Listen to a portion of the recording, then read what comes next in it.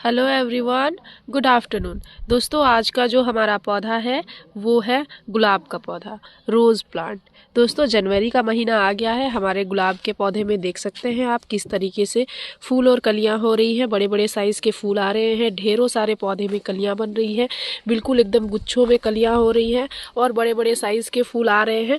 देख सकते हैं किस तरीके से एक ही ब्रांच में ढेर सारे जो है दोस्तों फूल खिल रहे हैं। देख सकते हैं किस तरीके से ढेरों सारी कलियां बनी हुई है।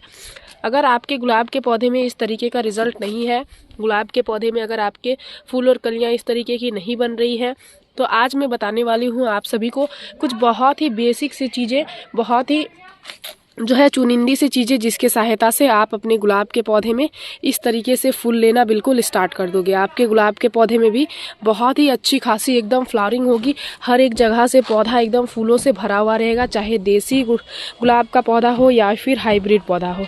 सभी पौधे में आपको कुल मिला के बहुत ही अच्छी खासी रिजल्ट मिलने वाली है। और बहुत ही नॉर्मल से सिंपल सी चीज़ें ही मैं आप सभी के साथ शेयर करूँगी। कुछ ऐसा नहीं है कि बहुत ही जो है वो महंगे न्यूट्रिशन मैं आप सभी को बताने वाली हूँ। बहुत ही सस्ते सस्ते से ही न्यूट्रिशन मैं आप सभी को बताऊंगी। कुछ चीज़ें आपके घर के, आपके किचन की चीज़ों से ही बन के तैयार हो जाएंगी, लेकिन पौधे में बहुत ही अच्छे खासे फायदे आपको मिलेंगे। तो नमस्ते दोस्तों, मैं हूँ किरण और मैं स्वागत करती हूँ आप सभी का हमारे इस यूट्यूब चैनल छोटी सी बगिया में। तो चलिए दोस्तों, इस वीडियो को स्टार्ट करते हैं।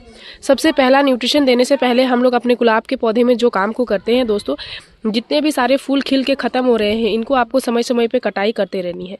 या तो आप कटर के माध्यम से कट करो या फिर आप इस तरीके से इनको आप हटाते जाओ। इनको जैसे जैसे आप हटाते जाओगे, पौधे की ग्रोथिंग हार्मोन जो है वो एक्टिव होते जाएगी, पौधे में नई नई सूट्स आती जाएंगी, तभी आप अपने पौधे में मैक्सिमम से फूल और कलियां ले पाओगे। अदरवाइज अगर इनको आप नहीं हटाते हो तो फिर पौधा जो है अपने ग्रोथिंग हार्मोन को एक्टिव नहीं करेगा और फिर पौधे में आपको ढेरों सारी जो है वो फूल और कलियां नहीं मिलेंगी और जो है वो पौधा का ग्रोथ आपका रुका हुआ रह जाएगा। जैसे कि देख सकते हैं, इनमें बहुत ही अच्छी खासी गुच्छों में फूल बने हुए थे। जैसे ही मैंने कटाई करा हुआ है, किस तरीके से ग्रोथ आई है और फिर से कलियां बनना स्टार्ट हो गई है। देख सकते हैं हर एक जगह से नई नई सूट्स आ रही है। तो ये उसी का फायदा होता है दोस्तों, इसलिए आपको इन काम को सबसे पहले करना ही करना है। तो पहला काम, कटाई करने के बाद आप मेरे इस पौधे को देख रहे हैं दोस्तों, इसमें बहुत ही सुंदर नई नई बेसल्स जो है वो आई हुई थी और बहुत सुंदर ये पौधा जो है मुझे फ्लावरिंग भी दिया हुआ था। बट अब इसमें फ्लावरिंग थोड़ी बंद हो गई है, तो अब मैं इसमें प्रॉपर से न्यूट्रिशन देके अपने पौधे को करूँगी तैयार और आप सभी के साथ भी करूँगी शेयर। तो देख सकते हैं इसमें थोड़े थोड़े एक दो खरपतवार निकले हुए हैं, इनको सबसे पहले इस तरीके से हटाएंगे। खरपतवारों को हटाएंगे, कटाई आपको कर लेनी है, कटाई का काम सबसे पहले करना है। उसके बाद जो है दोस्तों आपको पौधे में इन कामों को करना है। तो कटाई हमने कर लिया हुआ है, अब हम लोग क्या करेंगे, इसकी करेंगे गुड़ाई इस तरीके से। सबसे पहले आपको करनी है थोड़ी सी डीप गुड़ाई करनी है, क्योंकि इसमें बिल्कुल भी अभी फ्लावरिंग नहीं हो रही है, ग्रोथ भी नहीं हो रही है। इसके ग्रोथ को भी हमें एक्टिव करना है और इसके फ्लावरिंग को भी हमें एक्टिव करना है। इसके लिए जो है जिनके भी पौधे बिल्कुल सुस्त पड़े हुए हैं, उनके पौधे में आपको इन कामों को अवश्य करना है।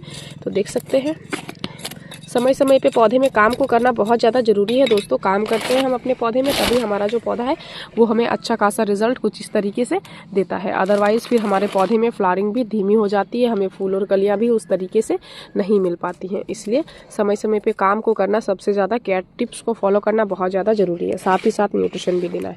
8 इंच के पॉट में पौधा लगा हुआ है, इसी के मेजरमेंट से मैं आप सभी के साथ शेयर करूँगी। गुड़ाई हमने कर लिया, गुड़ाई करने के बाद इस तरीके से मिट्टी में जो है दोस्तों हम लोग मिट्टी को थोड़ा अच्छे से एकदम भुरभुरा सा कर लेंगे। इसके बाद अपने पौधे में जिस चीज़ का अभी सबसे पहले इस्तेमाल करने वाले हैं वो है ये कंपोस्ट। या तो आप अच्छे से कंपोस्ट जो भी कावडंग कंपोस्ट का इस्तेमाल करो या फिर वर्मी कंपोस्ट।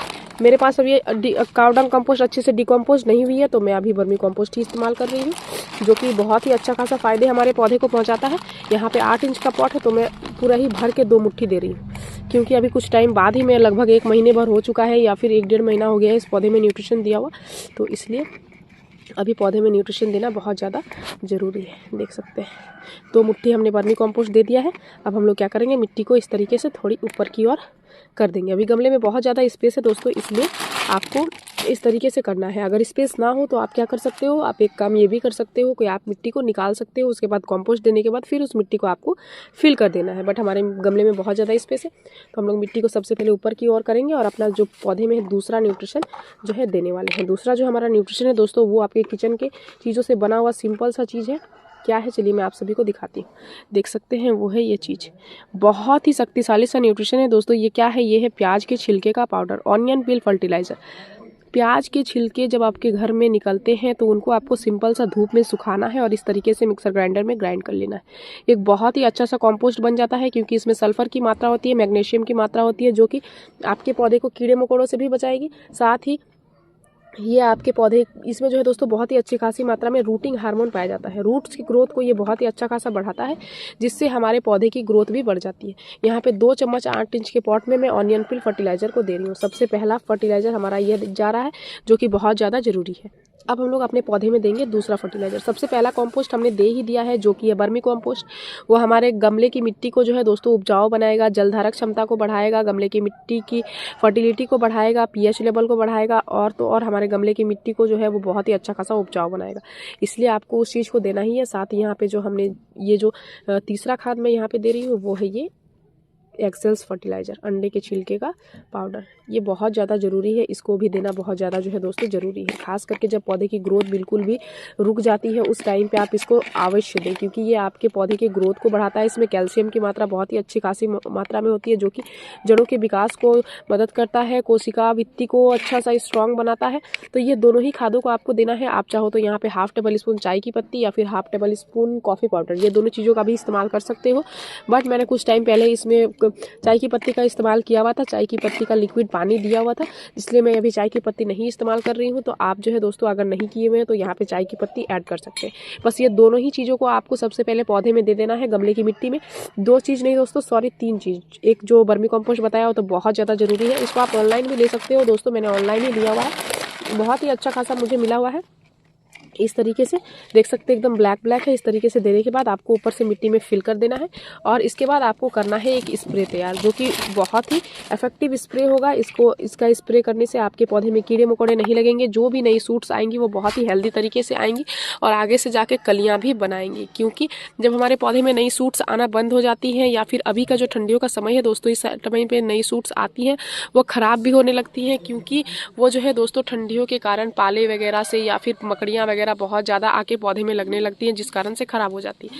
इसके लिए आपको समय समय पे कुछ ऐसी चीज़ों का स्प्रे भी करना बहुत ज़्यादा ज़रूरी है, ताकि यह सभी चीज़ें आपके पौधे में नहीं देखने को मिले। तो चलिए स्प्रे हम लोग किन किन चीज़ों से तैयार करते हैं वो भी मैं आपको बताती हूँ।